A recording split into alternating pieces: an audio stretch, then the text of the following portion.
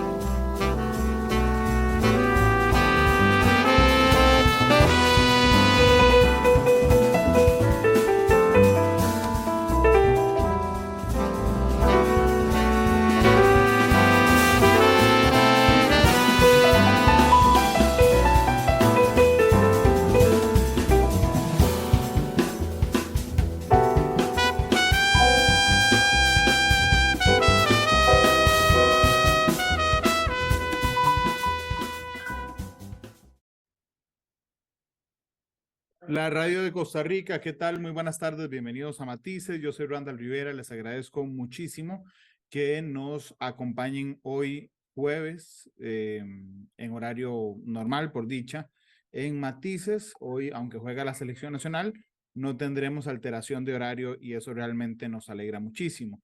Recuerden que nos pueden escuchar en la radio, en 93.5 en FM, nos pueden ver a través del Facebook Live de Noticias Monumental, y esta noche nos pueden ver a través de Canal 2 o dentro de un rato, más o menos una hora después de terminado el programa, pueden descargar el podcast o escucharlo en línea en Spotify, Google Podcast y Apple Podcast. Gracias por estar con nosotros.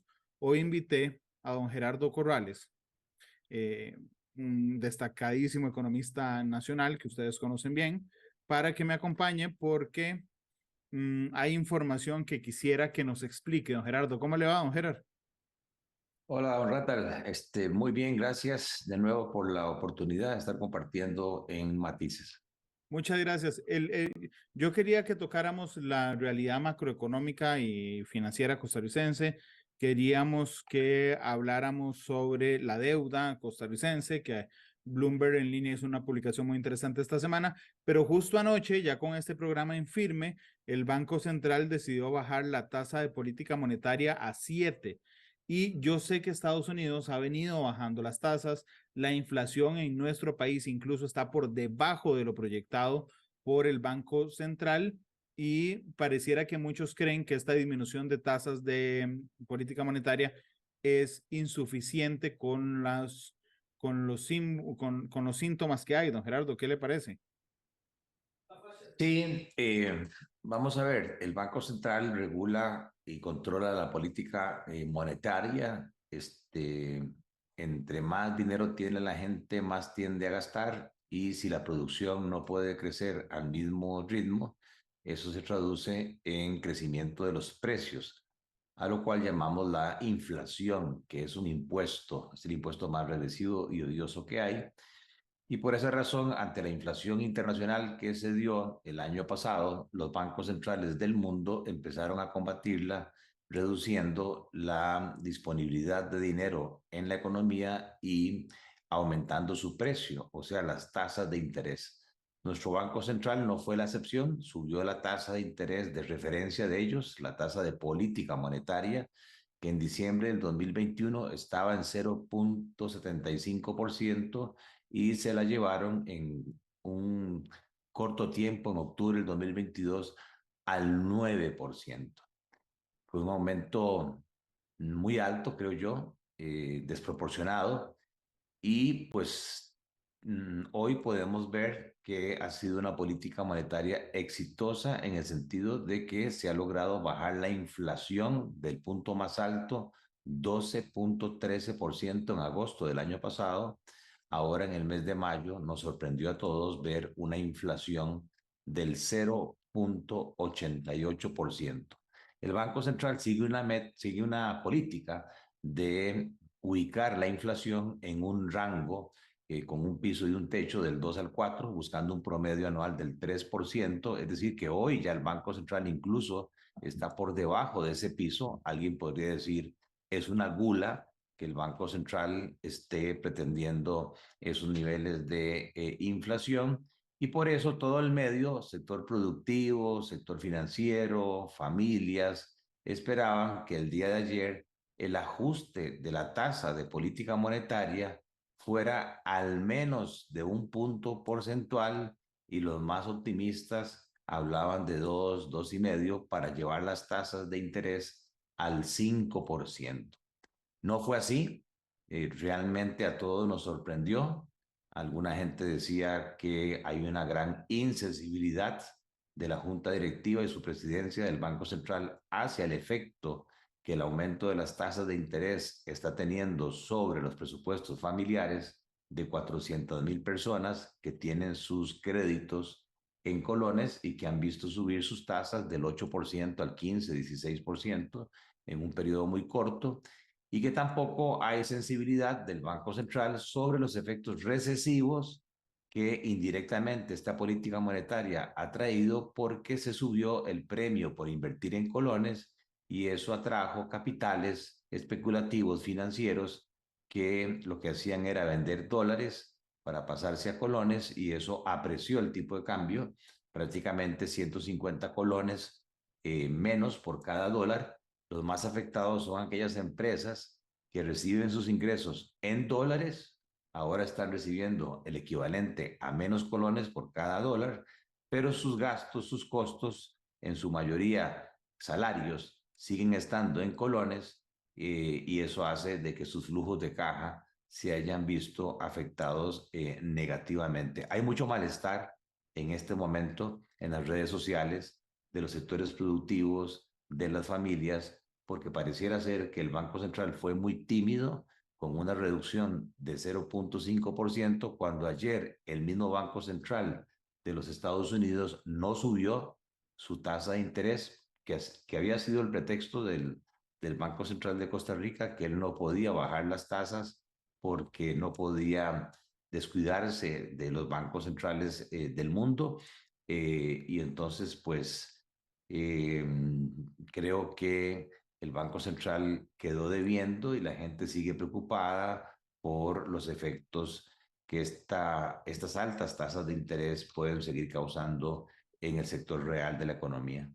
Don Gerardo, de este tema me interesan las posibles causas que alguien tan observador y analítico como usted puede ver de esa prudencia excesiva, calificada así por algunos, del Banco Central. ¿Es que les da miedo que vuelva a salirse de la meta la inflación? ¿Es que nos cuesta mucho hacer cambios que tiendan a bajar las tasas de interés? ¿A qué atribuye esta prudencia que está demostrada en las últimas horas, don Gerardo? Sí, a mí me parece que hay una gran aversión al riesgo del Banco Central de asumir la responsabilidad de que se le salga de las manos el control de la inflación.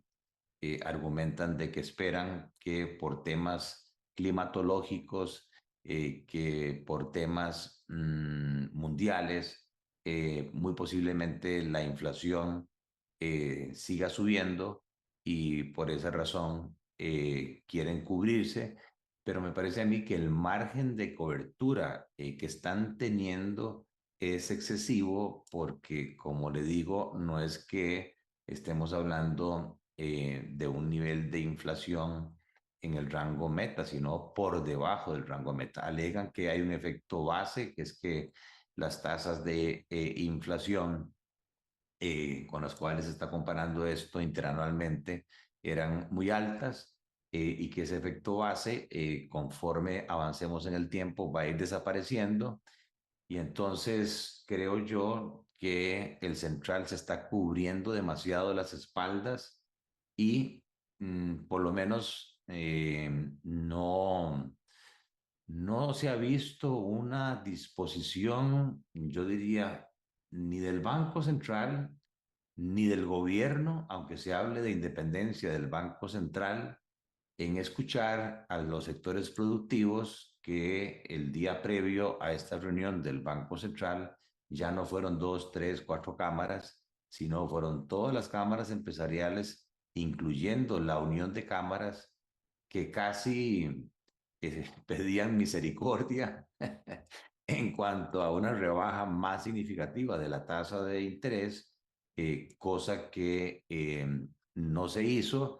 Y esto pues preocupa porque mientras haya un premio por invertir en colones, la apreciación del colón continúa, y otros países han estado devaluando sus monedas, especialmente el caso colombiano, y la preocupación es que Costa Rica ha perdido competitividad, nos hemos devuelto prácticamente al 2017 en términos de competitividad, y por más que las empresas mejoren su productividad, sean más eficientes, este precio, que es el tipo de cambio, y las tasas de interés son conocidos como macroprecios, que inciden sobre la ejecutoria de las empresas y que inciden también sobre los presupuestos familiares. Don Gerardo, también tenga que ver con el peso popular del término inflación.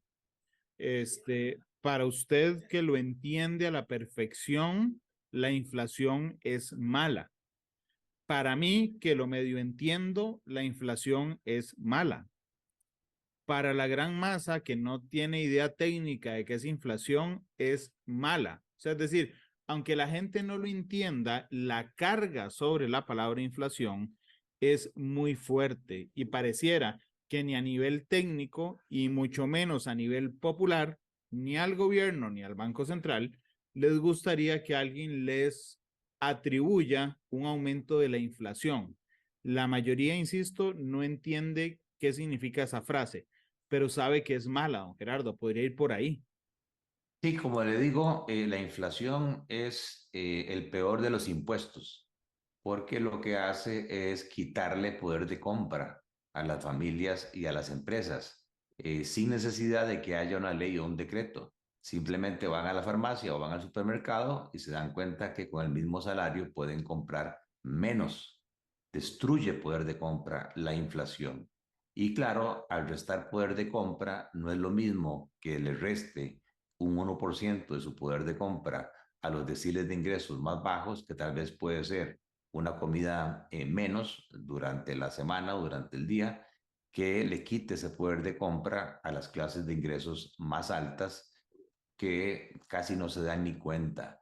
Por esa razón, la inflación aumenta la desigualdad en la distribución del ingreso, la inflación aumenta la pobreza, y creo yo que eso llevó a los legisladores nuestros a que en el artículo 2 del Banco Central de su ley ponga como prioridad la estabilidad interna y externa de la moneda local. Yo tengo ahí una divergencia, porque cuando leo estabilidad externa, incluso sigue diciendo y que garantice la libre conversión del colón con otras monedas. Para mí la estabilidad externa se refiere también al tipo de cambio, pero alguna gente en el Banco Central dice que no, que eso se refiere al saldo de la cuenta corriente de la balanza de pagos, que es la diferencia entre exportaciones e importaciones de bienes y servicios. Yo no lo veo así, pero el central, no solamente este Banco Central, prácticamente llevamos 20 años de bancos centrales solo pensando en la inflación. Y lo interesante es que, aunque la inflación estadísticamente ha bajado, se le pregunta al público y el público dice que aún no siente esa rebaja en el costo de la vida. ¿Por qué? Porque la mayoría de la rebaja en la inflación obedece a la caída del precio del petróleo. El petróleo ha caído como un 50% por los temores, digamos, de recesión mundial. Eso ha hecho que Recope haya hecho una buena gestión de compras de derivados del petróleo y que le haya pedido a la ARECEP reducciones subsecuentes en el precio del diésel y la gasolina, y cerca del 70% de la caída de la inflación nuestra obedece a el tema de combustibles y transporte. Y el otro elemento que puede causar un poco de inquietud es que la rebaja de la inflación nuestra también se explica por la caída en el precio de los vehículos nuevos. Aquí hay mucha confusión porque la gente cree que la canasta que se usa para medir la inflación es la canasta básica. Ajá, Y no es así. La canasta básica es la cantidad mínima de alimentos de acuerdo con criterios nutricionales que un ser humano necesita para vivir dignamente y que hoy cuesta 57.000 colones. La canasta inflacionaria cubre a un mayor porcentaje de la población, los sectores, digamos, de las áreas urbanas del país, que cubren casi el 70% de la población, e incluyen una serie de bienes que no son accesibles a los deciles más bajos, más pobres. Y por eso decir que los vehículos nuevos han caído de precio como un 15% y eso impacta la inflación hacia abajo, para los deciles más pobres es como una burla, una bofetada, de decir, bueno, ¿acaso que yo estoy comprando vehículos nuevos? sí. Ni siquiera estoy pensando en eso. Y los alimentos, ahí está el problema fundamental. Yo lo he venido insistiendo desde hace meses, que los alimentos, especialmente vegetales, legumbres, leguminosas, tubérculos, mantienen tasas de crecimiento de precios del 80, del 90, del 100%, la papa, el tomate, el chile dulce, y el Ministerio de Economía, en mi criterio, se ha lenteado, no ha hecho mayor cosa para ver por qué los precios no están bajando al ritmo que deberían bajar. Y hasta recientemente un periódico de circulación nacional sacó un titular diciendo que hay como 24 alimentos que no han bajado de precio, precisamente por el abuso de los intermediarios o por condiciones monopolísticas de esos mercados. Bueno, de hecho uno puede ver en el informe que manda el INEC cuando da el índice de precios al consumidor, al que llamamos inflación, ¿verdad? ¿Qué cosas siguen subiendo de precio? ¿Qué tira hacia arriba la inflación? Los boletos aéreos, ¿ok? Una parte de la población, no la mayoría. La gasolina, toda la población. Los huevos, toda la población. La pechuga de pollo, el transporte en autobús, que son los deciles más bajos, el chile dulce, la papa, los cereales para el desayuno. Eso subió en el paquete de canasta con el que se fija la inflación. ¿Y qué bajó? La telefonía móvil, ¿sí? El tomate, el aceite, los paquetes turísticos al extranjero que no impactan a la mayoría de la población, la cebolla, los frijoles, el atún en conserva, la posta de cerdo, el gas licuado y el pepino. Entonces, vamos a ver, puede ser que yo vaya a la calle y me encuentre a Randall y le pregunto, ¿usted ha sentido esa disminución en la inflación? Y yo diga, no, es que vea, yo solo compro 1 kilo de tomate a la quincena, pero realmente no lo siento porque eso sí, compro chile, compro papa, le echo gasolina al carro o voy en bus. Entonces, realmente la disminución de la inflación para mí, en mi costumbre y en mi dinámica de vida, no genera ningún impacto, Gerardo. Sí, y además esas cifras que usted estaba mencionando son las que explican la variación mensual del mes de mayo, que fue negativa, pero si uno hace el cálculo interanual y compara los precios de la papa, del pan, del chile dulce, del tomate con mayo del año pasado, todavía los aumentos son, en el caso de esos productos, del 50, 60, 70%, los huevos 35%, con unos salarios que en el caso del sector público están congelados por el tema de la regla fiscal, y que en el caso del sector privado no se han tenido incrementos salariales de esas magnitudes. Por lo tanto, el poder de compra de la gente se ha visto reducida, que es el efecto de la inflación. Por eso es sano que el Banco Central se preocupe por mantener estables los precios, pero hay una consecuencia, que yo lo hago a través de la tasa de interés, y la tasa de interés es el precio del dinero. En el país hay aproximadamente 1.200.000 deudores físicos en el sistema financiero formal, y hay alrededor de 30.000 deudores jurídicos, empresarios.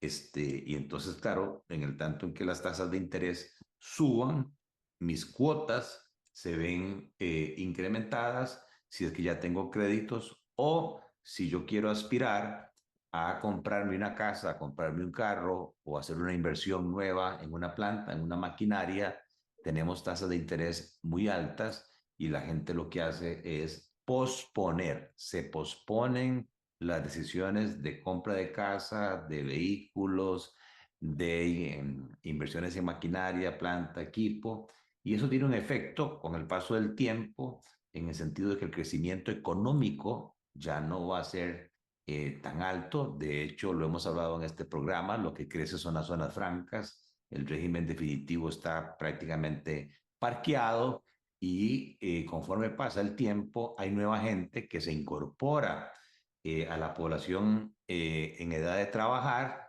y entonces sale a buscar empleo y no lo encuentra.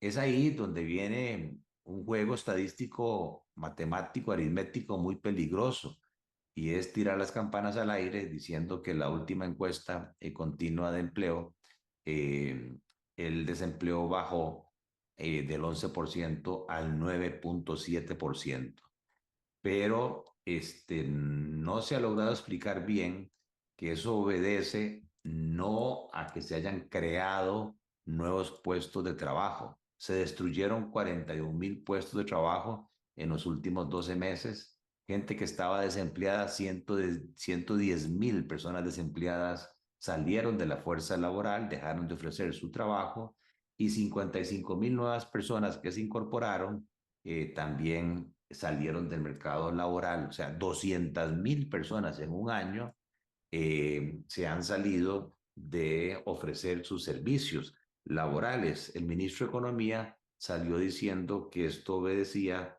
a que es población adulta y que se están pensionando.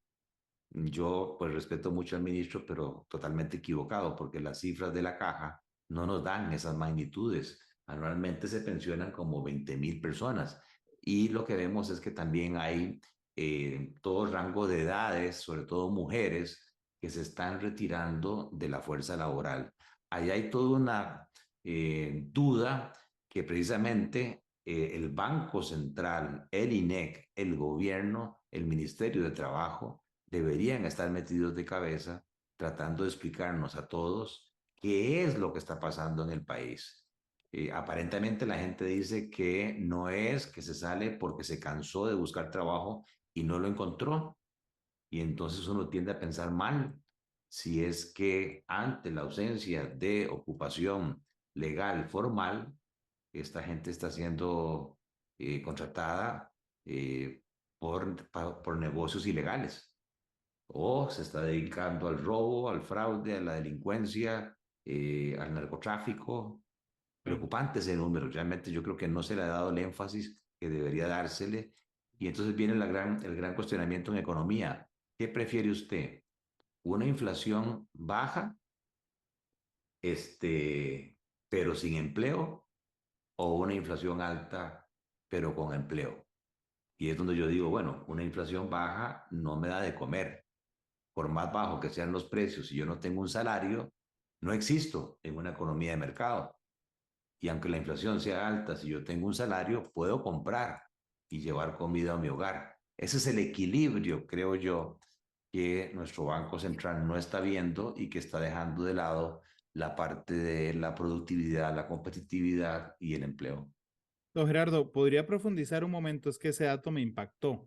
Se han destruido 46,000 puestos de trabajo en un año. Sí, señor. Cuando uno compara la encuesta continua de empleo que muy bien hace el INEC, eh, nos pone varios datos. La población del país de más de 15 años que legalmente, ¿verdad?, tiene la capacidad de laborar. Ahí hay como 2,5 millones de personas. Luego hay un concepto que se llama la fuerza laboral, que incluye las personas que están ocupadas, que tienen, digamos, la dicha de tener un empleo, que son como 2,100,000 personas, y luego tenemos la población que está desempleada, que el último dato son como 230,000 personas. Y luego tenemos, por diversas razones, gente que está fuera de la fuerza laboral.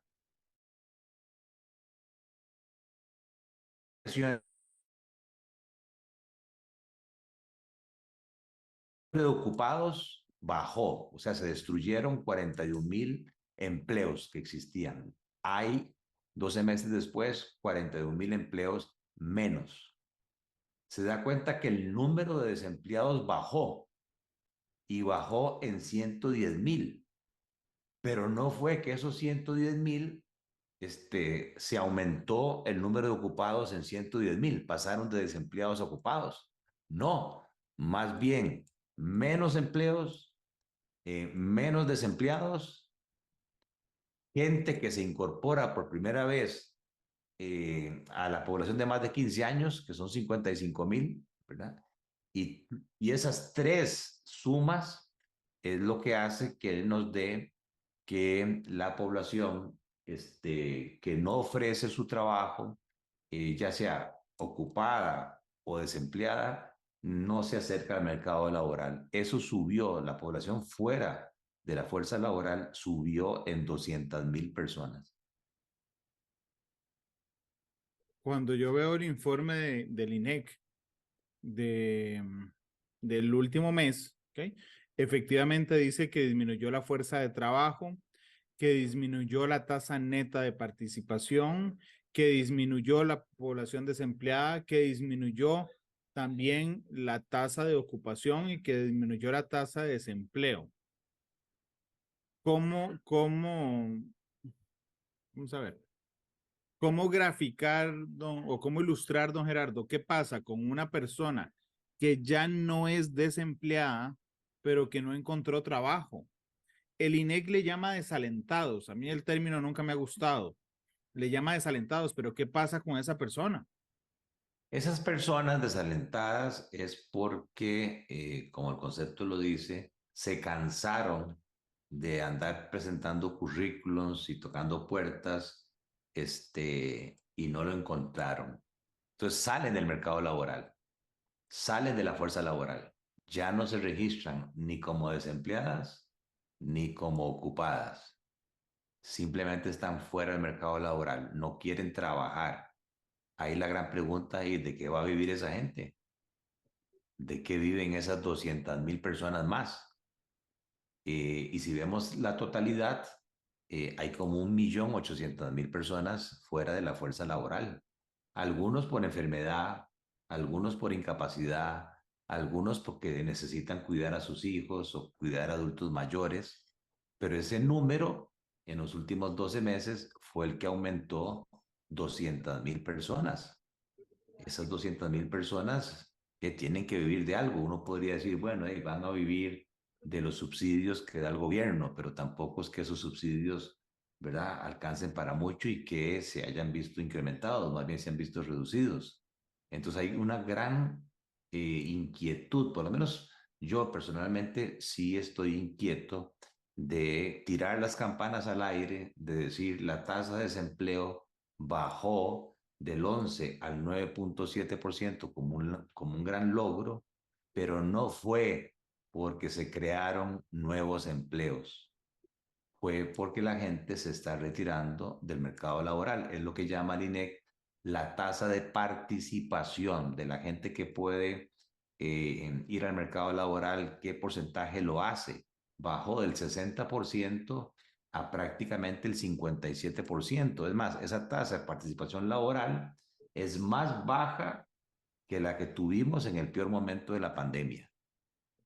Hay algo muy raro, hay algo extraño que no estamos logrando por lo menos explicar, y que el INEC, el Banco Central,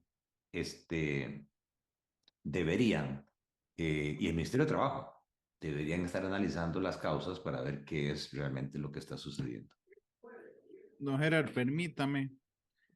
Este no era un tema de fondo hoy tan grande, pero permítame compartir un archivo que es justamente el último informe del INEC, pero no el informe en sí, sino la tabla que alimenta ese informe, porque yo creo que es fundamental que eh, que lo veamos. Sí les quería contar que este documento que voy a compartirles es un documento público, es decir, está, por supuesto, en la base de datos del INEC. Vamos a ver, lo estaba pasando de computadora a computadora. Si logro. Don Gerardo, ahí lo está viendo conmigo. A ver. Ahora sí. Ok, aquí está la fuerza de trabajo. Estos documentos son de junio. Ok, aquí está la fuerza de trabajo. Tenemos la ventaja de que esta es diciembre, enero y febrero 2021. Veamos la fuerza de trabajo. ¿Cómo pasa de 2.429.000 a, vamos a ver, un momento, 2.429.000, aquí va bajando, ¿ve? 2.346.000, 2.308.000 personas.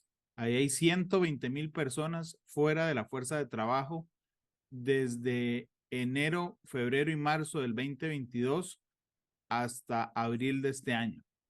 Ahí hay 130.000 menos, ¿verdad? Cuando uno revisa qué compone esta fuerza, hay 2.084.000 personas ocupadas. Veamos el pasado, 2.098.000.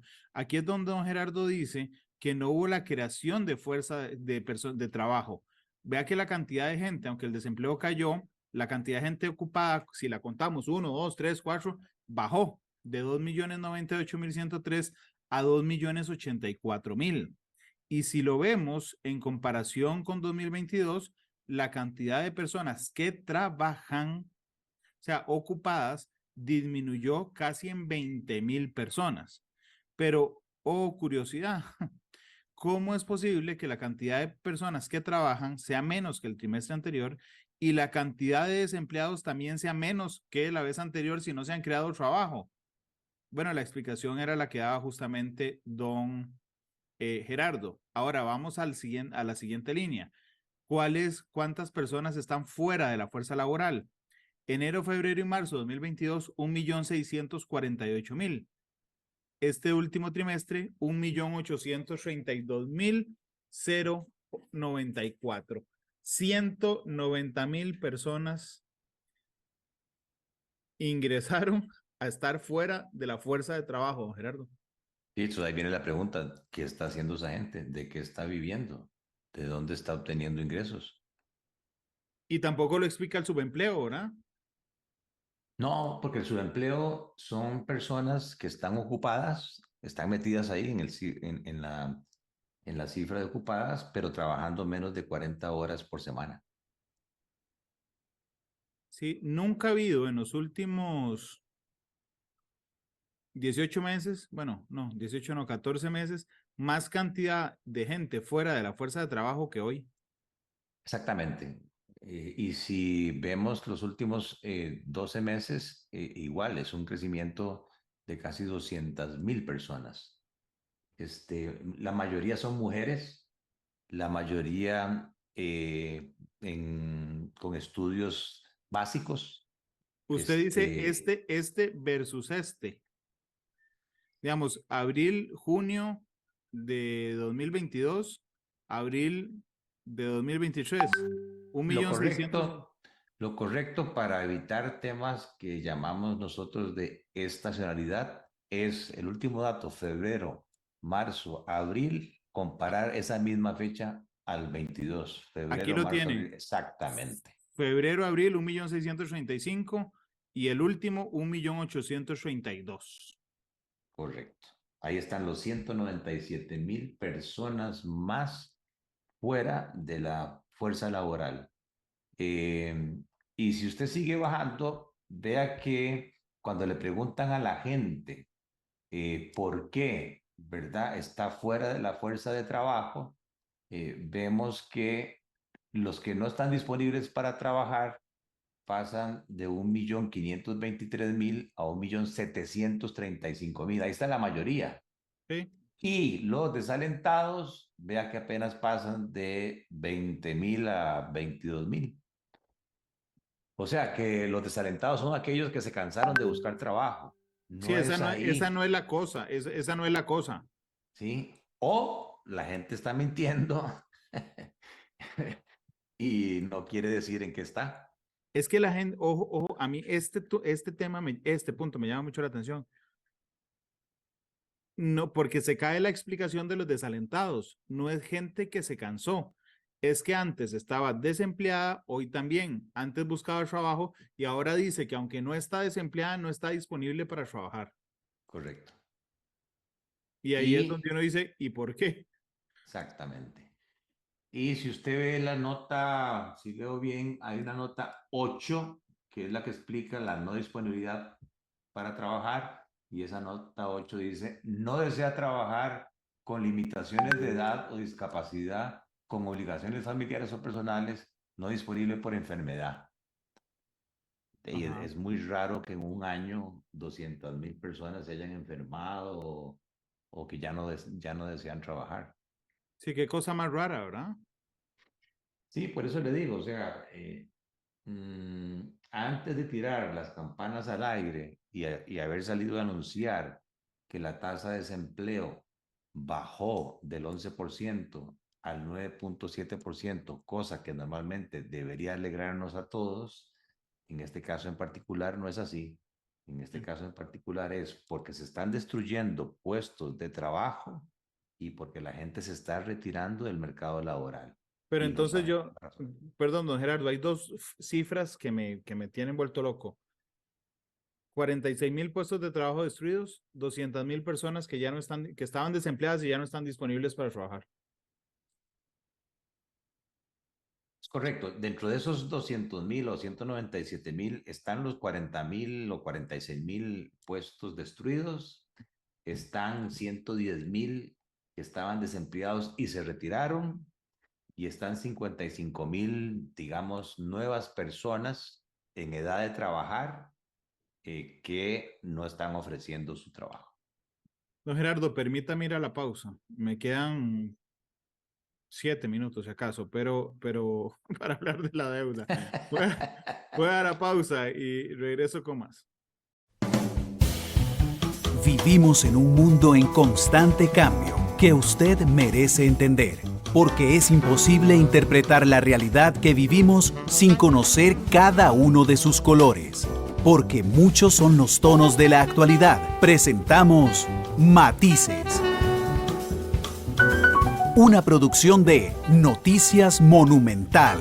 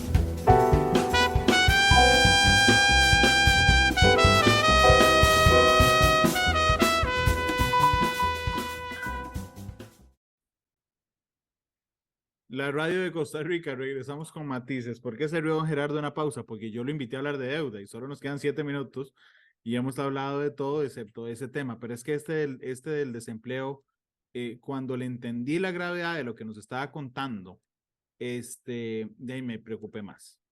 Pero bueno, y además me llené de incógnitas y de misterio.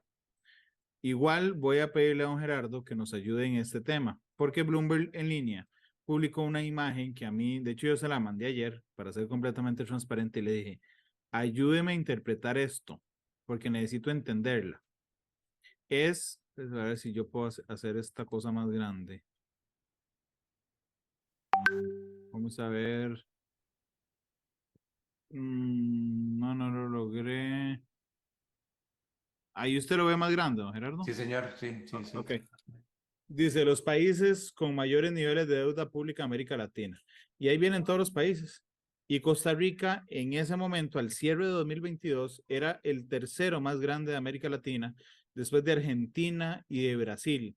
Pero un día de estos estaba leyendo un artículo en la BBC que decía, Japón, el país más endeudado del mundo. ¿Y por qué no es un problema para ellos? Y entendí que estaban endeudados a cuestión del 120, 125% del Producto Interno Bruto. ¿Por qué esto no es bueno, Gerardo? A ver, cada país tiene sus gobiernos cuyos ingresos ordinarios en su mayoría son los impuestos. Pero si se tiende a gastar más de los impuestos, como es la normalidad, esos faltantes se cubren a través de deuda. Y como los países tienen tamaño de poblaciones y de producción eh, diferentes, no se comparan las cifras absolutas de deuda. En el caso de Costa Rica, nuestra deuda hoy a mayo es de 52.500 millones de dólares. Si nos comparamos con la deuda de Brasil, que es una economía mucho más grande que la nuestra, podríamos decir que nuestra deuda es muy pequeña. Y por eso los economistas sacan las cifras en términos relativos a la producción. Y ahí sí podemos comparar de la producción total del país qué porcentaje debe el gobierno. En este caso en particular, Costa Rica aparece con ese 63.9, que es al fines del 2022, y Brasil con 72.9%. Al igual que las personas, cuando van a pedir un préstamo a un banco, se les mide su nivel de apalancamiento, su nivel de endeudamiento. Bueno, estas cifras que se muestran ahí son un reflejo del nivel de endeudamiento de un país. Entre más alta sea esa cifra, más riesgo tiene el país de incumplir sus obligaciones de gobierno, más riesgo tiene de entrar en default, que es lo que se llama. Y por eso las agencias calificadoras utilizan este indicador y otros para calificar, para hacer un ranking de países según las categorías de cumplimiento de pago.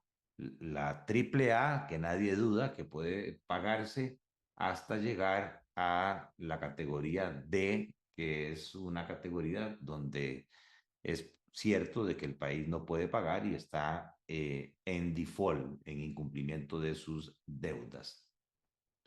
Hay países desarrollados que tienen indicadores de apalancamiento mucho más altos que estos, pero de ahí, ese es el tema del sistema financiero internacional, que hay monedas que son divisas, medios de pago de aceptación internacional, y hay monedas como la nuestra, que por más que digamos que se ha apreciado el colón, si usted quiere ir a pagar una transacción internacional o si usted quiere viajar fuera de Costa Rica y dice voy a pagar con colones, nadie se lo va a aceptar porque no es una divisa. En cambio, Japón, ¿verdad? La Comunidad Económica Europea, Gran Bretaña, los Estados Unidos, tienen la ventaja de que pueden poner su maquinita a funcionar y esas divisas les sirve a su vez para atender el servicio de la deuda. Eso es un elemento. Y el segundo elemento es que los países desarrollados, como su nombre lo dice, tienen tecnologías, tienen productividades que hacen que sus volúmenes de producción y por lo tanto la recaudación de impuestos les permita atender el servicio de la deuda, amén de que las tasas de interés, ¿verdad? Son mucho más bajas y los plazos mucho más prolongados que los de los países emergentes o en desarrollo, como es la mayoría de los que está aquí en este cuadro. Y por esa razón no se ve bien que países como los nuestros aparezcan ahí prácticamente en los primeros lugares a nivel de endeudamiento. ¿Qué nos queda a nosotros? Un mejor manejo de la deuda. ¿Cómo? Bueno, reduciendo el tamaño del Estado, reduciendo los gastos, aumentando los ingresos, controlando la evasión, la ilusión fiscal, ¿por qué no decirlo? Buscando deuda más barata para pagar deuda más cara, alargando los plazos de la deuda. El 50% de nuestra deuda vence en menos de 5 años. Eso es muy corto. Cuando uno proyecta los vencimientos de nuestra deuda, son torres de casi 4.000 millones de dólares por año que van subiendo en el tiempo. Eso está mal. Debería ser al revés. Los primeros años, los vencimientos son bajos y conforme vamos avanzando en el tiempo, los vencimientos son más altos, porque eso le permitiría al gobierno de turno dedicarse a ejecutar su plan de trabajo. Caso contrario, de ahí es lo que nos está sucediendo. Nogui y el gobierno no pueden pensar en su programa de gobierno porque están pensando en cómo pagar los vencimientos de principal y de intereses de mañana. O sea, hay un problema serio de liquidez en el país. Hay una mala estructuración de la deuda, que es lo que presiona a su vez las tasas de interés, porque el tesorero tiene que salir a captar esas platas, sea lo que sea, para no caer en incumplimiento.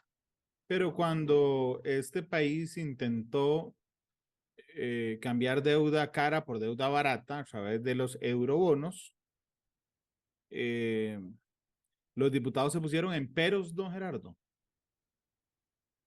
Pues es que ya ahí no solamente privan temas técnicos, sino que hay temas ideológicos y políticos.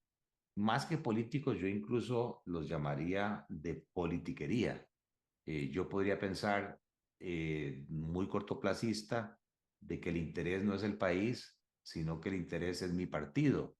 Y si nosotros le ayudamos al gobierno de turno a mejorar el perfil de su deuda, ya sea alargando plazos o abaratando, se va a ver muy bien y entonces van a mejorar su imagen y por lo tanto su caudal de votos, especialmente si estamos en las vísperas de un tema fundamental político que es la elección de las alcaldías y las municipalidades, que podría ser un tema vital, aunque algunos dicen que no hay relación entre el tema municipal y el tema nacional, pero otros lo plantean diferente, como para que algunos partidos tradicionales, si es que no sacan la representación que se espera, otros digan, ya eso es un golpe muy fuerte al cimiento de ese partido y lo va a debilitar para las elecciones nacionales y por el contrario, si hay un partido nuevo que logra sacar un número de alcaldías respetable, consolida su posición política con miras a la próxima elección nacional. Es un poco triste Sí. uno como economista estar hablando de esto, pero de eso sin duda en la práctica se dan esas discusiones. Claro, porque en lo técnico usted dice, bueno, listo, cambiamos cara por barata, se acabó, sin tomar en consideraciones los intereses partidarios. Sí, o alguna gente también erróneamente sacaron que comparado con la última emisión de eurobonos, la tasa de interés de esta reciente emisión fue más alta, pero esa no es la comparación, porque lo que se estaba dando en aquel momento de la penúltima emisión de eurobonos, el país tenía una calificación de riesgo mucho mejor, era grado de inversión, la situación macroeconómica era distinta, la situación del mundo era muy distinta. No, lo que uno tiene que hacer es el marginal. Si yo no hubiese tomado los eurobonos, ¿qué me hubiese tocado? Ir al mercado interno, subir las tasas de interés, quitarle plata al sector privado y por esa razón creo yo que la emisión de eurobonos que se hizo fue sana. Claro. Don Gerardo, muchas gracias por habernos acompañado hoy. Ha estado muy interesante, hablamos de muchos temas y me quedan dos cifras dando vueltas en la cabeza. 46.000 empleos destruidos, 200.000, 197.000 personas que dijeron chao a la... Digo, ya no están disponibles para trabajar. Ahí, Randall, sería de mucho interés. Yo sería el primero en escuchar el programa. Si usted se invita al INEC, al Ministerio de Trabajo y al mismo Banco Central para tratar de explicar que es ese tema de 200.000 personas. La explicación que dio el ministro de Economía, que es que la gente se está retirando, no satisface. Don Gerardo, muchas gracias por habernos acompañado hoy jueves. Cuénteme con qué canción le gustaría irse. Bueno, hay un cantante que en mi juventud caló mucho en mí y que lamentablemente murió muy joven en un accidente automovilístico, que fue Nino Bravo. Entonces, cualquiera de Nino Bravo, sea América, sea Noelia, ¿verdad? Me gustaría. Cantemos, pongamos América por el gráfico que teníamos de Nino Bravo. Será entonces Sí, pero sin deuda. la canción de hoy. Gracias, don Gerardo. Bueno, muchas gracias. Buenas tardes. Nino Bravo, despide Matices. Feliz tarde. Hasta luego. Todas las perspectivas, cada punto de vista. Exploramos la realidad y cada uno de sus tonos. Esto fue Matices por Radio Monumental.